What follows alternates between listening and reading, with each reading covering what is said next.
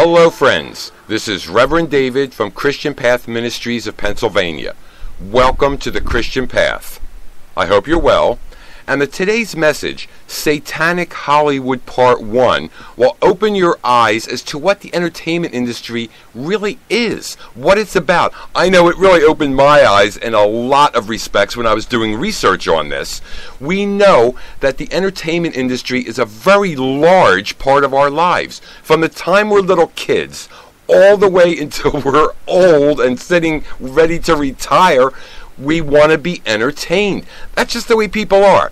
Think about it. You have sports, movies, TV, music, all kinds of entertainment forms, but this is what people want. This is what people are always looking for, what they're craving. They're always after entertainment, and there are all kinds. But we have no idea what's really behind the industry, what's involved, who the people are, who is controlling everything.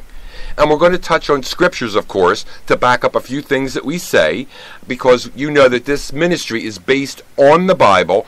We take the experiences of people in the Bible, related to our own lives, so that we can become better Christians and get into the kingdom of God. Now, this message is going to be a little different from all the others, because in this message, I'm actually going to play a few clips of some really popular and famous, well-known celebrities, interviews they had, and a few clips from a few different songs that will back up what we're talking about as far as what's really behind the entertainment industry.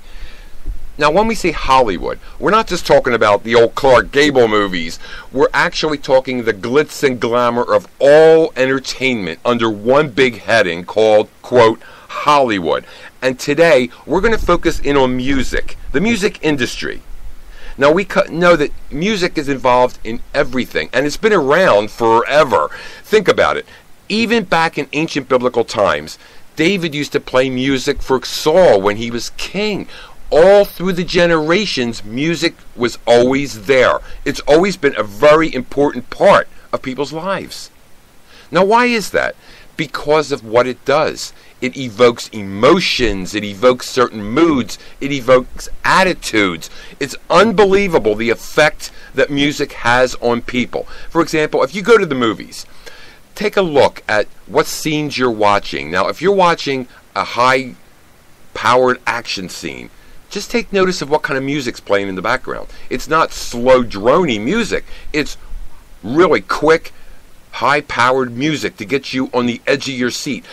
And just like if you're watching a really sad scene, take note to the music that's playing.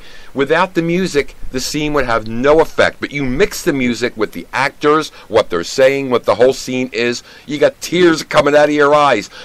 But without the music, the scene is nothing. Did you ever watch a sitcom without laugh tracks?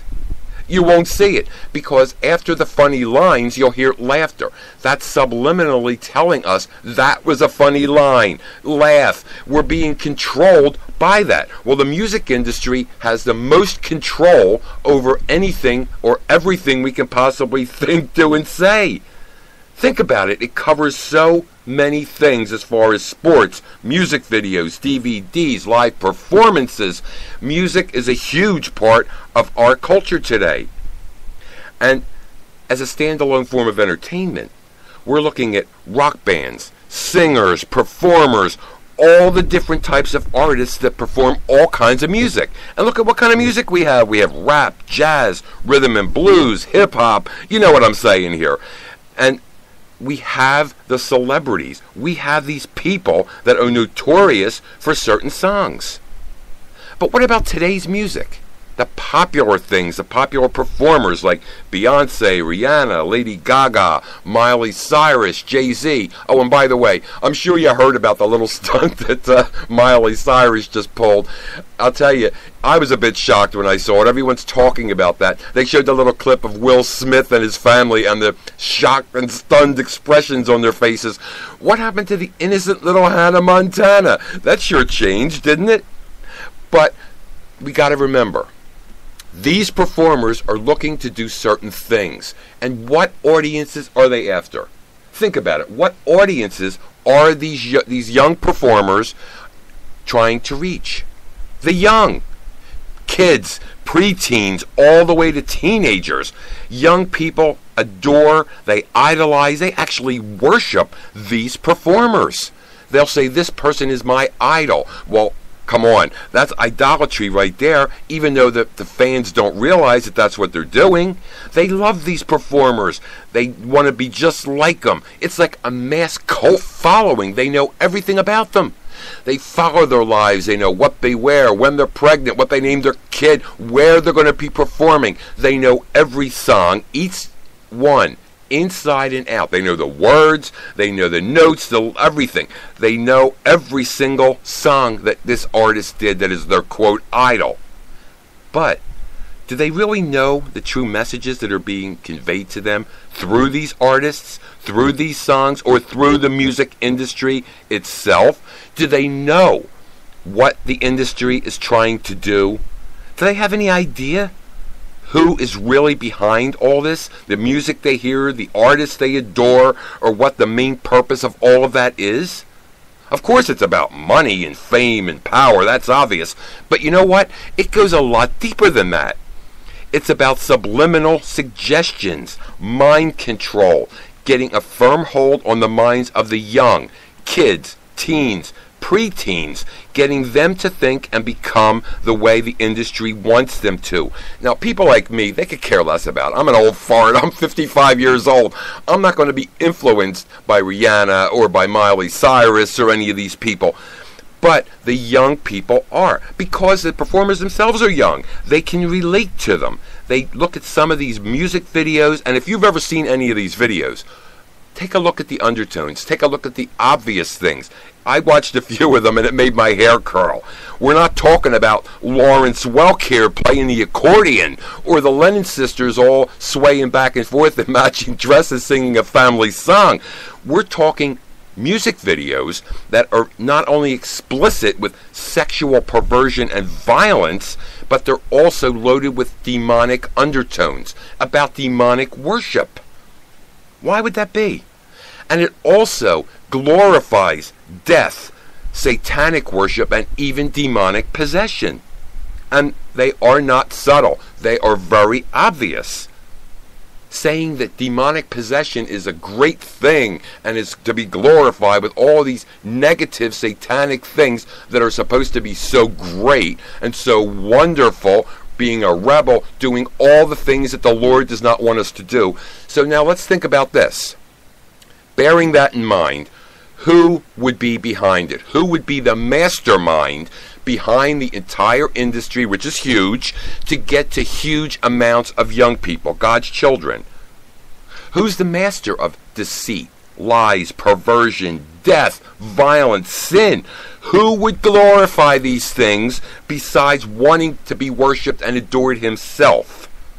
We know it's the enemy. Satan, Lucifer, the devil, whatever you want to call him, he is the one that is in full control of, quote, Hollywood, including the movie industry. Through the industry, he can do his work.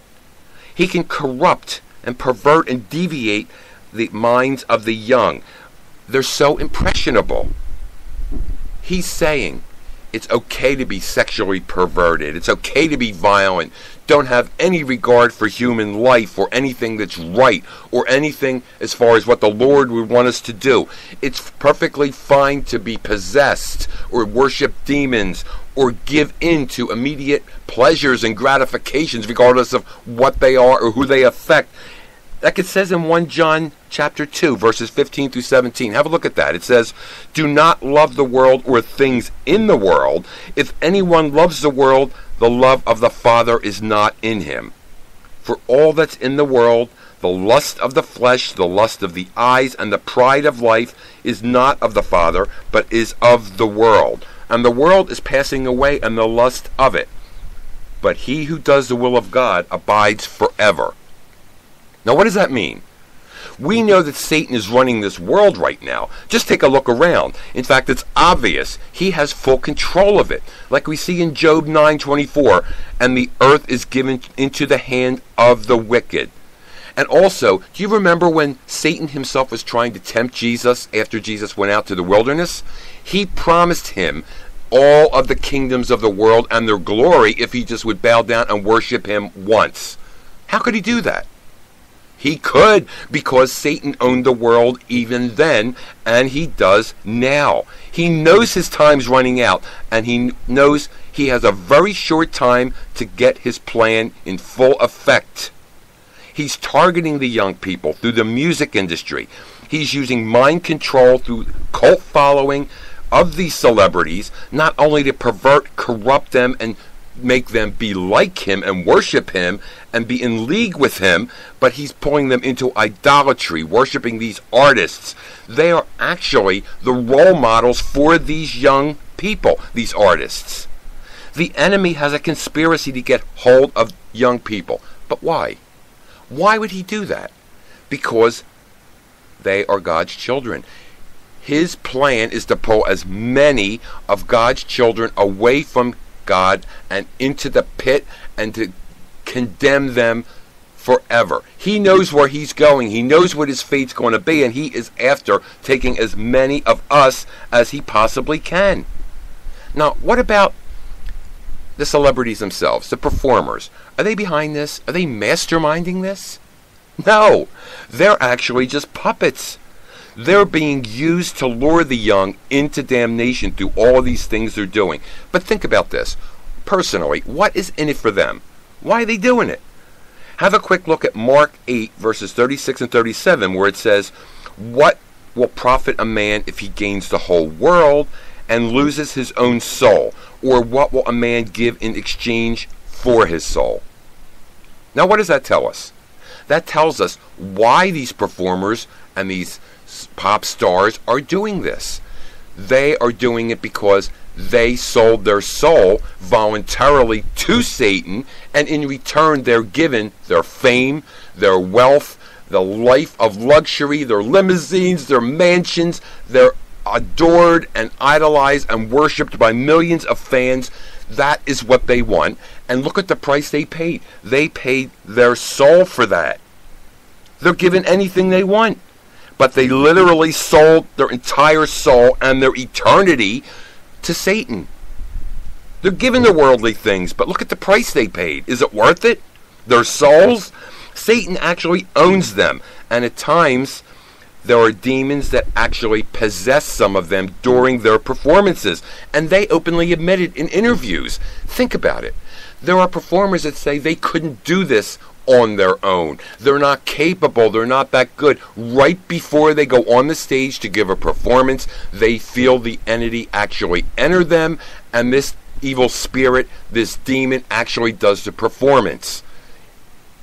They feel it. They know he's there. They actually have names for him, like Sasha Fierce and Roman and different names like that. But they know who it is. They know what it is. But are they going to do anything about that? No. Now, in pieces of interviews that we're going to hear today, we're going to hear a few famous performers actually stating that they have sold their soul to the devil. And we're also going to hear a few clips of a couple little songs that it's stating they sold their souls to the devil. So listen to these words very carefully when you hear these clips. And there's one clip, there's a rapper, where he's actually talking, he's rapping, but you hear a voice that's supposed to be the voice of Satan actually answering him. Now, that's kind of creepy if you ask me, but have a listen to this and really try to listen to the words. Yeah, well, sometimes they don't want to, and they're, Gaga, we can't get, the frequency's weird, and, it's sounding a little bit strange, and I'm like, if you don't get this right now, I swear to Lucifer, I'm gonna, Still out here doing these songs, you're still on tour. I do, but I don't take it for granted. Why do you still do it? Why are you still out here? Well, it goes back to the destiny thing. I made a bargain with it, a long time ago, and I'm holding up my hand. What was your bargain? To get where I am now. Should I ask who you made the bargain with? with the chief commander. On this earth? And this earth, and then in a world we can't see. When I was 15, because I grew up in, a household where all I ever did was listen to gospel music, and my parents are both traveling ministers, and so I kind of sang about, what was going on in my life at 15, and that's how I got introduced to the music industry. I swear I wanted to be like the Amy Grant of music, but it didn't work out, and so I sold my soul to the devil. I remember right before I performed, I raised my hands up, and it was kind of the first time I felt something else come into me, and I knew that was going to be my coming out night for the BET Awards. I sold my soul to the devil. I know it's a crappy deal. Used to came with a few toys like a Happy Meal. I can't die, my boo-boo's about to have my baby. I think it's too late for praying. Hold up, her voice spoke to me and it slowly started saying, Bring your lifestyle to me, I'll make it better. and how long will I live? Eternal life and forever. Oh, will I be the G that I I'll was? make your life better than you can imagine or even dreamed of. So relax yourself, let me take control. Close your eyes, my soul. My eyes are closed.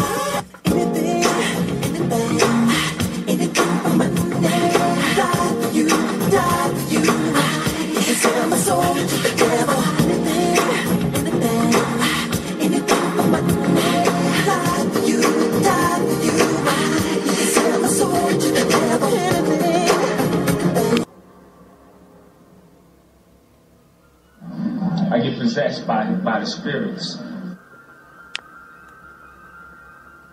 I mean, I can try, but then it just doesn't happen. I can sing notes and sing strong and do all these things that when I'm just by myself, I can't do.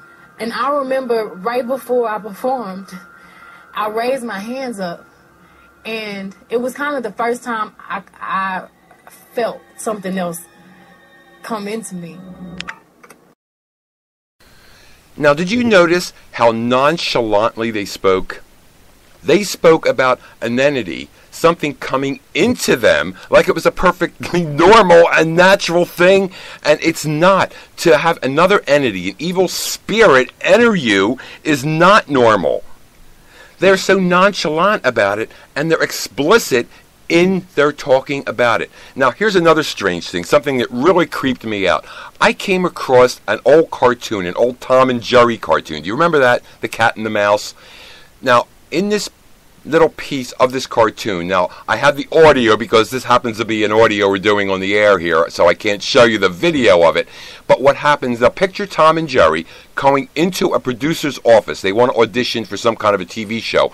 You have the producer that's sitting behind a desk with his assistant standing there, and they talk, and it's suddenly they panic because this little pyramid comes up on his desk with the all-seeing eye on it, and then they jump from behind the desk, they fall to their knees, and this big glass tube comes up.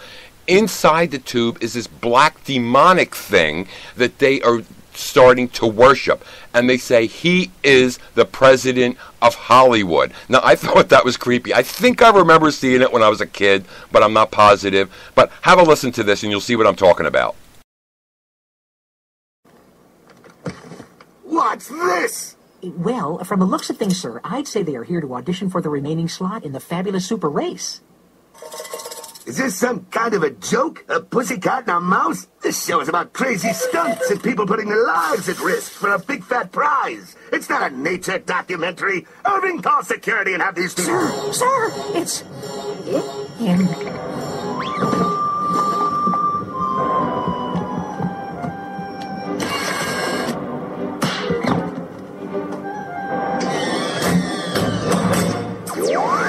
This always gives me the creeps, sir. He's the president of Hollywood. He's supposed to give you the creeps.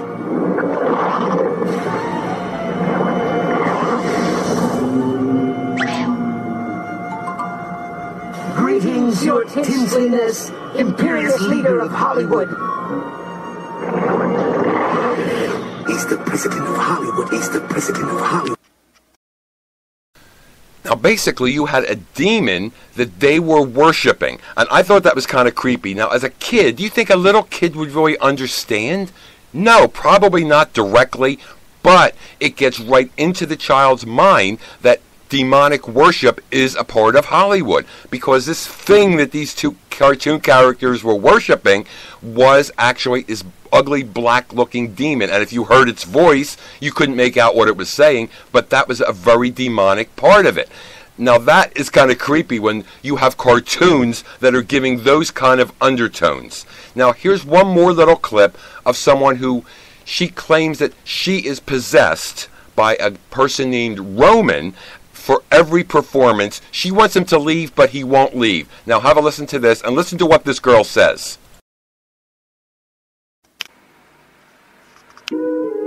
Roman is a crazy boy who lives in me, and he says the things that I don't want to say. He was born, just a few months ago. I think he was born out of rage. He was conceived in rage, so he bashes everyone. He threatens to beat people, and he's violent. That must be nice to have, like, an ignorant loudmouth who you can just sort of blame every... He wants to be blamed. I don't want to blame him. I ask him to leave, but he can't. He's here for a reason. People have brought him out. People conjured him up. Now he won't leave. People conjured him up. Now, what does this tell us? This Roman is actually a demon that possesses her, and she wants him to leave, but he won't. Of course he won't. That's why there are exorcists. But think about this. Did you notice how nonchalant and blasé these people are about it? But do you think they really are? Do you think that these performers, these celebrities, in spite of how famous they are, how much money they have, the fact that they have people worshiping them, do you think they're actually, quote, happy? I don't think so, because they are as far apart and separated from the Lord as they could possibly be, because they're literally in league with the enemy. He owns their soul. Do you think they're scared? A lot of them are. If you do some research on YouTube and on the internet on some of these people, you'll see little parts of the interview where they are crying, they are frightened, they can't get out of the deal they've made, they don't know what to do, they know they're in trouble, they are in serious trouble. Now, what can we do? We know the situation, we see what Hollywood is, especially the music industry, we know what it's about, who is in control of it. We have these really high-profile celebrities that are being worshipped, idolized, and followed by our young kids to lead them into damnation, because this is what Satan's trying to do. They're the puppets in the middle. What can we do? What can we do as Christians about the whole thing? Well, obviously, we can't just squash the entertainment industry. You know that. All we can do as Christians is to pray for these people. And remember, although the young are the primary target of the enemy, so are we, because we're Christians. Even more so. The enemy hates us even more. The young people are being deceived. They don't know. They're idolizing, worshiping this person, this celebrity. They don't even know what they're getting involved with. But us as Christians, we know what the enemy's doing. We are aware of it, and he hates us and just targets us even more for it. So what can we do as Christians? All we can do is keep the Bible glued to our side, read scriptures, stay close to the Lord. Keep our prayer lines open, not just for us, but for the young people, for people who are being influenced by these forces in the entertainment industry, by the music industry. We have to keep a watch on our young people. Just watch them. See what they're looking at. See who they're following, who concerts they're going to. If they're acting strangely, if they start dressing like this performer, acting like this performer. All these bad things are being glorified by these performers, and our young people are thinking that's okay. Everything's just fine. They want to be just like these people. We have to pray for them. We have to pray for these actual performers. They're caught in the middle. They're not, quote, evil people. They just did something really, really unwise. They sold their souls to the devil to get the fame and wealth that they've achieved. Now that they've gotten it, they see what they've done. They actually can see what kind of situation they're into. It all looked great in the beginning. Wow, I can have stardom, I can have all these fans, I can be rich, I can be famous, but maybe it eventually occurred to them what they got themselves into and the serious trouble that we're in. So we have to just pray for these people, that the Lord will give them the strength to pray for themselves, to break away from Satan's bonds, get out of what they're doing, to save them from condemnation so they don't wind up going into the fire with Satan himself, especially with our young people too. We are all influenced by what we hear and what we see. Even though we're not going to be as influenced as young people, it becomes a part of us. That's why as Christians too, it's important that we don't expose our minds and make ourselves vulnerable to anything negative. We don't want to open our minds to anything worldly, demonic. As Christians, we need to keep our Bibles right there. We need to keep right on our scriptures. Keep our prayer lines open. If you need to reach me, my website is www.mychristianpath.net. We have to keep our faith strong. Stay in the Christian path. Walk in the footsteps of Lord Jesus. Just so we know what the entertainment industry is about. We know satanic forces are fueling the whole thing. We know why. We know what the celebrities, these pop stars that are so famous, what their role is in all this. They're just puppets that are caught in the middle people being manipulated by demons to try to achieve Satan's main purpose, to destroy as much of God's children as possible. Now, in Satanic Hollywood Part 2, we're also going to get into movies, TV, other aspects of the entertainment industry, or quote, Hollywood, that is dangerous not only to children, but to everyone, especially Christians, and what Satan's overall plan is. In the meantime, keep your faith strong, keep your mind on the Lord, and keep your main focus on the kingdom. Until next time, this is Reverend David. Thank you again for joining me for the Christian Path. Goodbye, friends.